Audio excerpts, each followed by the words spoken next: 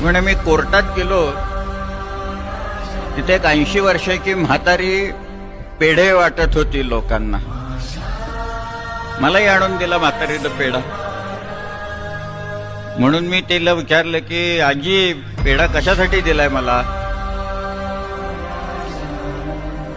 ती म्हणाली मी 16 वर्षाची असताना माझ्यावर बलात्कार झाला, त्या खटल्याचा निकाल आत्ता लागलेला आहे. असं शिवशाहीत चालत नाही, चालत नव्हतं. त्यामुळं हा जो बाबाजी बिन भिकाजी गुजर असं त्याचं नाव आहे त्या पाटलाचं, रांजाचं, तो मला अनेक कागदपत्रातनं पाहिलेला आहे मी त्याला. महदराला तो बसलेला आहे, मोठा माणूस आहे तो.